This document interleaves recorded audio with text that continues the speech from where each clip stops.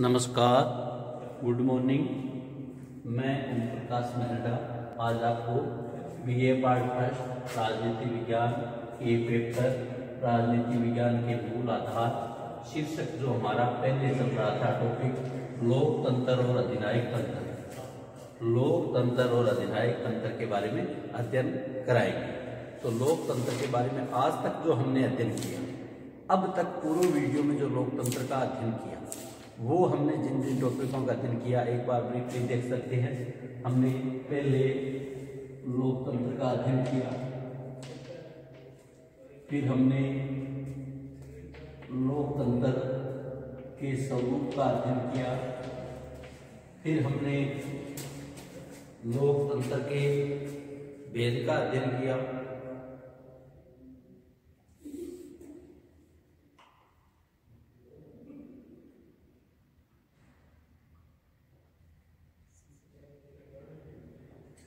फिर हमने लोकतंत्र के भेद का अध्ययन किया। भेद के बाद हमने विशेषताएं और लक्षण लिखे। विशेषताएं और लक्षण के बाद लोकतंत्र के गुणों की विवेचना की। गुणों के बाद दोष, दोष के बाद लोकतंत्र की विवेचना की।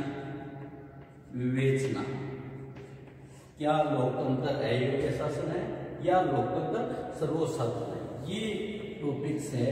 ये हमने लोकतंत्र के पूर्व में अध्ययन कर लिए। आज जो हमारा टॉपिक रहेगा लोकतंत्र में वो रहेगा लोकतंत्र की आवश्यकता, लोकतंत्र की सफलता हेतु आवश्यक परिस्थिति। हमारा टॉपिक है लोकतंत्र की सफलता हेतु, लोकतंत्र की सफलता हेतु आवश्यक परिस्थितियां।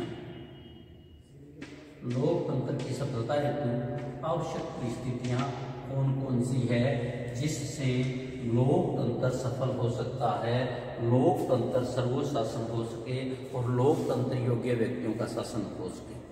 हमने लोकतंत्र में जिन दोषों का उल्लेख किया, ये दोष छवियां लोकतंत्र के शासन के में न हो।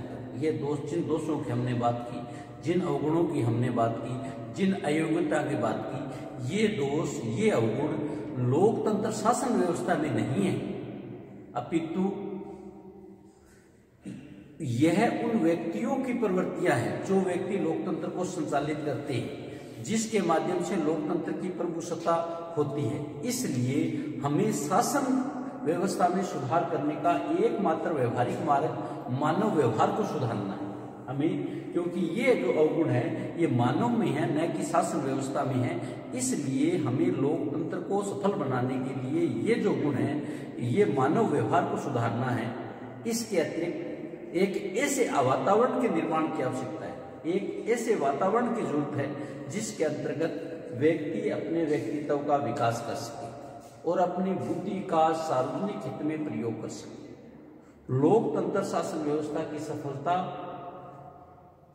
के लिए प्रमुख परिस्थितियां कौन कौन सी हो सकती है, जैसा कि हमने बात की कि लोकतंत्र की अयोग्यता या लोकतंत्र के दोष है जो लोकतंत्र शासन व्यवस्था में नहीं है, ये जो व्यक्ति शासन चलाता है उसमें। इसलिए हमें मानव व्यवहार को सुधार करना होगा। मानव व्यवहार के लिए ऐसी परिस्थितियों का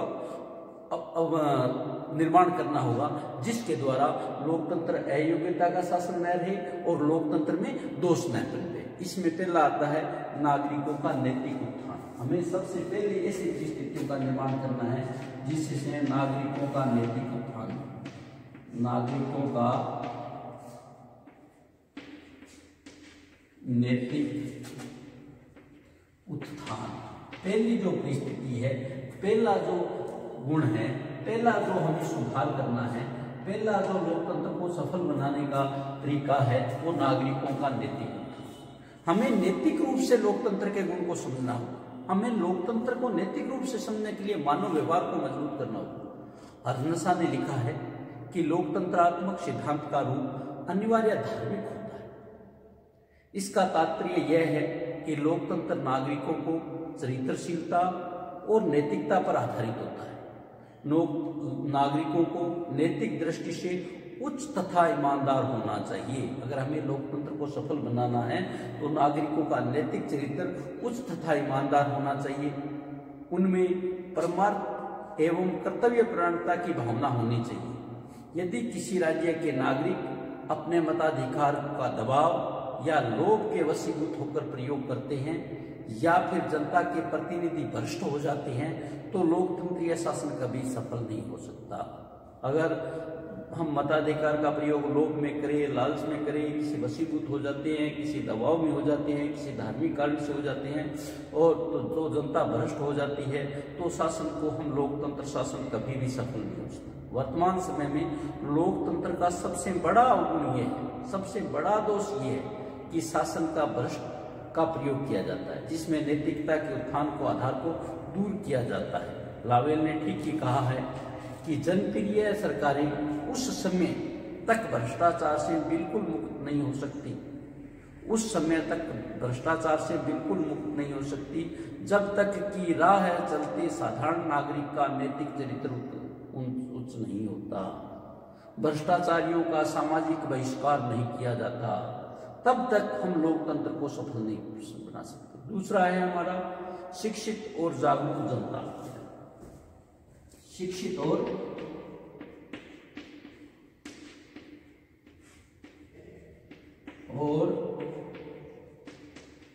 जागरूक लोकतंत्र की सफलता है। लोकतंत्र की सफलता की आवश्यक परिस्थितियों हेतु सबसे बड़ा गुण ये भी है कि शिक्षित और जागरूक जनता का होना चाहिए। लोकतंत्रीय शासन व्यवस्था जनमत पर आधारित शासन होता है, अतः शिक्षित तथा सजग जनता लोकतंत्र की सफलता के लिए सबसे प्रमुख आवश्यकता है। यह ठीक ही कहा गया है कि सतत जागरूकता ही लोकतंत्र का मूल्य है। लोकतंत्र की सफलता के लिए साधारण जनता में इतनी सहज बुद्धि होनी चाहिए कि बुद्धिमत्ता से देश की आवश्यकता समझ सके, प्रतिनिधियों का निर्वाचन कर सके और अपने अधिकार एवं कर्तव्यों का पालन कर सके।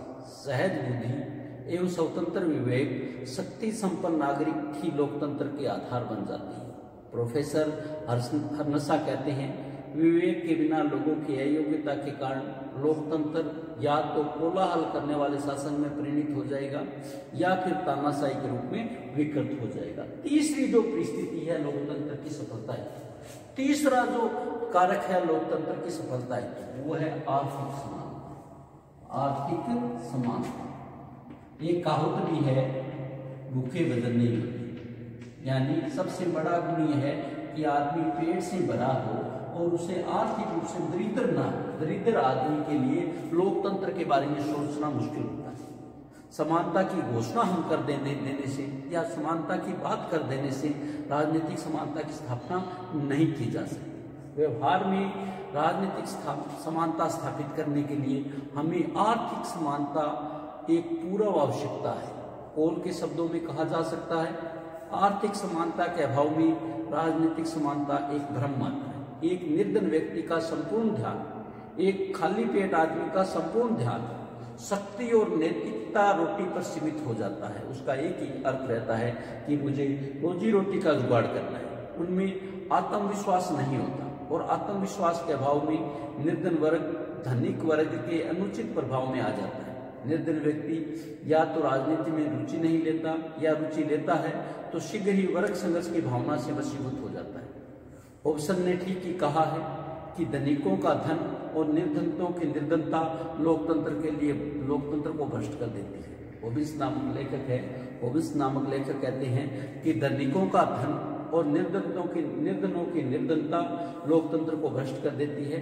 इस प्रकार प्रजातंत्र की सफलता के लिए सबसे महत्वपूर्ण कारक यह है आर्थिक समानता एक अनिवार्य आवश्यकता है। आर्थिक समानता का तात्पर्य है समान वेतन या पुरस्कार ही नहीं है, वरना इसका तात्पर्य केवल वह है कि धन संबंधी असमानता को अधिक से अधिक संभव सीमा तक दूर किया जाए, कि वो अधिक से अधिक धन न हो, कम से कम निर्धन न हो। सभी व्यक्तियों को आर्थिक सुरक्षा या अर्थ संबंधी न्यूनता प्राप्त हो। नंबर 4 है नागरिक स्वतंत्रता।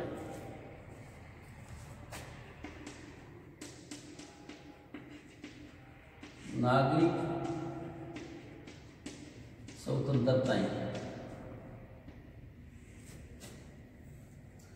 या नागरिक स्वतंत्रता, जिनको हम मूल अधिकार कहते हैं, मौलिक अधिकार कहते हैं।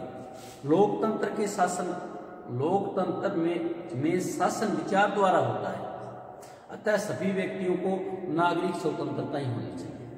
नागरिक स्वतंत्रता का तात्पर्य विचार और अभिव्यक्ति की स्वतंत्रता, प्रेस की स्वतंत्रता, साहित्य के प्रकाशन की स्वतंत्रता, सम्मेलन और संगठन की स्वतंत्रता से।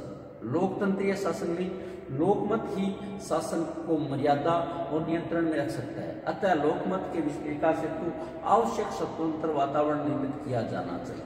नंबर 5 है लिखित संविधान और प्रजातांत्रिक परंपराएं। लिखित संविधान और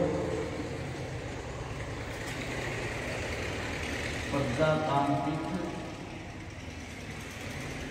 परंपराएं। लिखित संविधान और प्रजातांत्रिक परंपराएं। सामान्य व्यक्ति लिखित संविधान के द्वारा सरकार के रूप, अपने अधिकार एवं कर्तव्यों का सरलता से ज्ञान प्राप्त कर सकता है।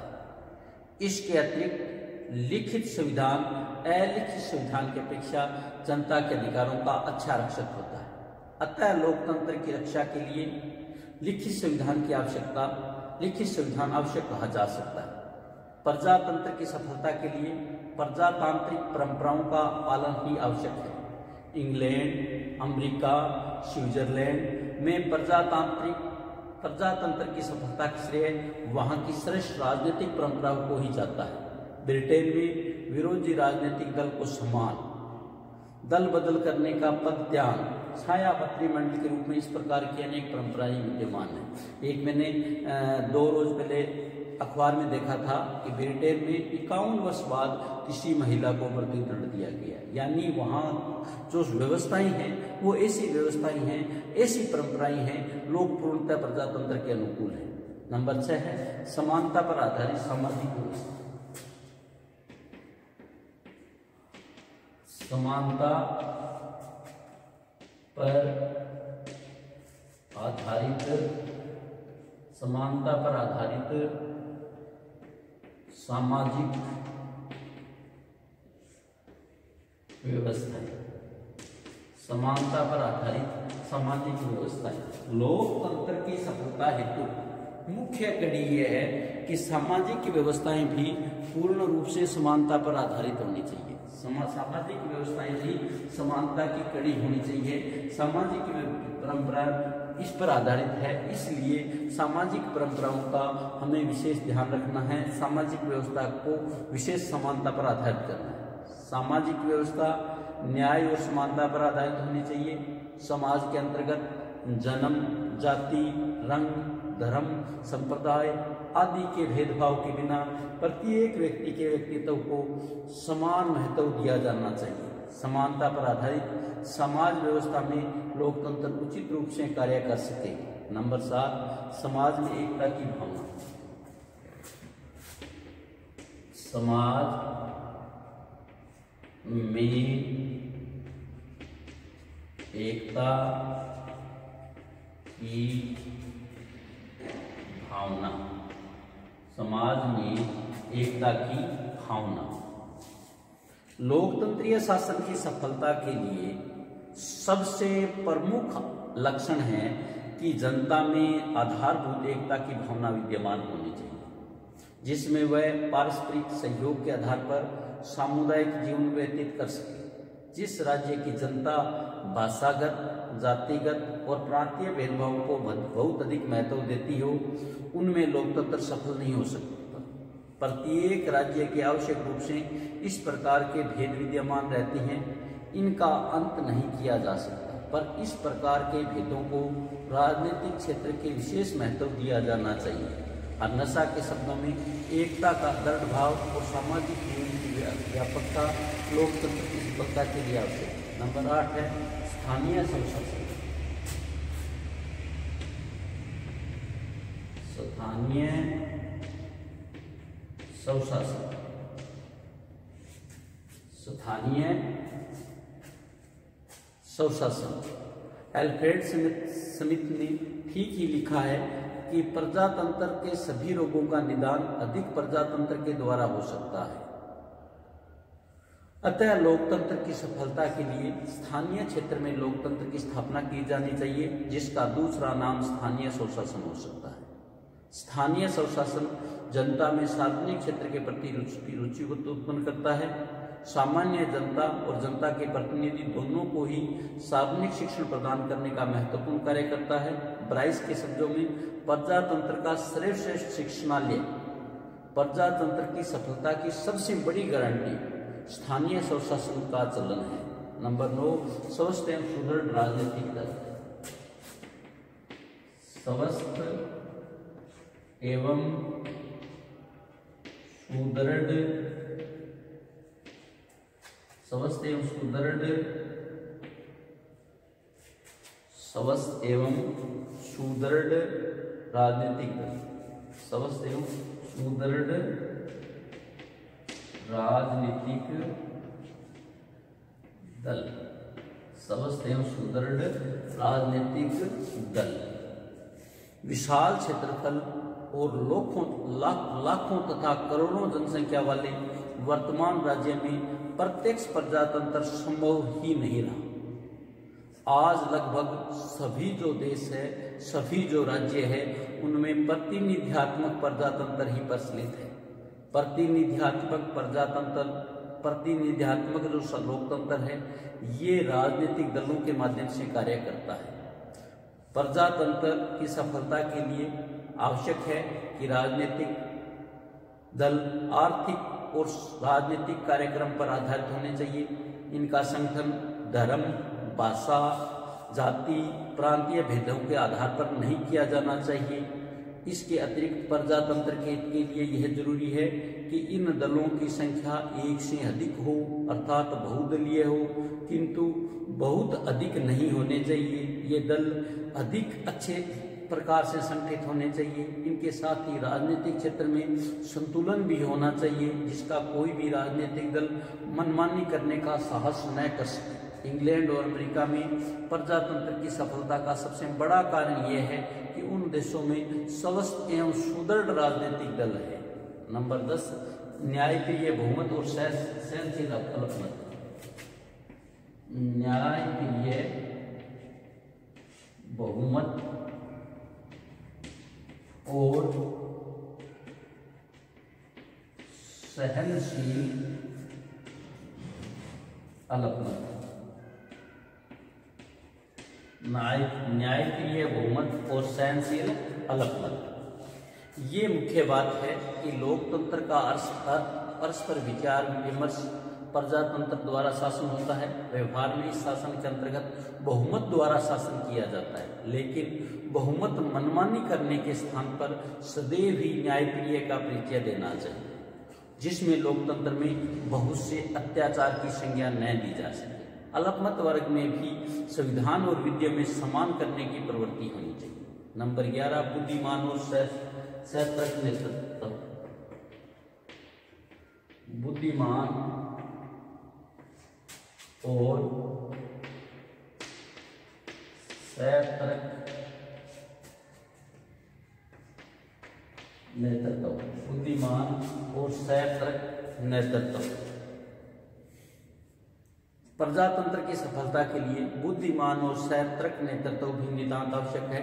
प्रजातंत्र के नेताओं में उचित निर्णय शक्ति, साहस, अच्छी योग्यता, विशिष्ट प्रारंभिक शक्ति और चारित्रिक गुणों का समावेश होना चाहिए। यदि इन शुद्ध गुणों वाले नेताओं के हाथ में राज्य की बागडोर हो तो प्रजातंत्र अवश्य सफल होगा। जनता को इन नेताओं में पूर्ण विश्वास होना चाहिए तथा उन्हें न्यायिक पूजा और चापलूसी से अलग रहना चाहिए। 12 है विश्व शांति की स्थापना। विश्व शांति की स्थापना। विश्व शांति की स्थापना। प्रजातंत्र की सफलता के लिए विश्व शांति की स्थापना अत्यंत आवश्यक है, क्योंकि युद्ध के समय प्रजातांत्रिक प्रक्रियाओं को छोड़कर स्वेच्छाचारी की प्रवृत्ति अपना ली जाती है। डॉक्टर धवन का कहना है, युद्ध में प्रजातंत्र की क्षति पहुंचती है, क्योंकि युद्ध के समय एक दूसरे को मनाने, सोच विचार करने, मतों को गिनने के साधारण प्रजातांत्रिक प्रक्रियाएं शीघ्र कार्य करने, अनुशासन करने और आदेश की एकता कायम करने के लिए छोड़नी पड़ती है। नंबर 13, योग्य और निष्पक्ष नागरिक सेवा। योग्य और निष्पक्ष नागरिक सेवाएं। योग्य और निष्पक्ष नागरिक सेवाएं लोकतंत्र की सफलता की सबसे बड़ी आवश्यकता, सबसे बड़ा जो हम कहें परिस्थिति, वो है योग्य और निष्पक्ष नागरिक सेवाएं होनी चाहिए, जिसमें भारत में देश आज़ादी से पहले ICS था, आजकल IAS है। तो इस प्रकार की सेवा, अखिल भारतीय सेवाएं होनी चाहिए जो कि उनकी निष्पक्ष हो। लोकतंत्र में जनता के प्रतिनिधि केवल नीति का निर्माण करते हैं, उन नीति को क्रियान्वित करने का कार्य, उन नीतियों को लागू करने का कार्य नागरिक सेवाओं द्वारा होती है। यदि इन नागरिक सेवाओं के सदस्य योग्य, निष्पक्ष और कार्यकुशल हो तो प्रशासनिक कुशलता रहती है और श्रेष्ठ शासन संभव हो सकता है। वास्तव में लोकतंत्र की सफलता के लिए योग्य और निष्पक्ष नागरिक सेवाएं नितांत आवश्यक है। यदि लोकतंत्र चौराहे पे खड़ा है तो हम A.L. नावेल के शब्दों में कह सकते हैं, यदि उपयुक्त बात पूरी की हो जाती है, प्रचंड वायु के झोंके में भी लोकतंत्र की नींव को हिला नहीं पाएगा। यदि ये बातें पूरी नहीं होती है तो लोकतंत्र पांव पिछड़ जाएगा। आज तक जो हमने लोकतंत्र का किया, लोकतंत्र स्वरूप, भेद, विशेषताएं, गुण, दोष और विवेचना। विवेचना हमने दो बिंदुओं पर की कि लोकतंत्र अयुक्तक शासन है, लोकतंत्र सर्वशासन है। फिर हमने लोकतंत्र की सफलता क्या क्या परिस्थितियां होनी चाहिए। नागरिकों का नैतिक उत्थान होना चाहिए, शिक्षित एवं जागरूक जनता होनी चाहिए, आर्थिक समानता होनी चाहिए, नागरिक स्वतंत्रताओं को पर्याप्त किया जाना चाहिए, नीति संविधान और प्रजातांत्रिक परंपराएं, समानता पर आधारित सामाजिक व्यवहार हो, समाज में एकता की भावना हो, स्थानीय स्वशासन, सबसे सुदृढ़ राजनीतिक दल, न्यायप्रिय बहुमत और सहनशील अलग, बुद्धिमान और सतर्क नेतृत्व, विश्व शांति की स्थापना, योग्य और निष्पक्ष नागरिक। थैंक यू, धन्यवाद। आज हम इतना ही करेंगे। कल हम करेंगे भारत में लोकतंत्र। भारत में लोकतंत्र किस प्रकार है, इस बारे में अध्ययन करेंगे। थैंक यू, धन्यवाद। अब तक पढ़ते रहिए।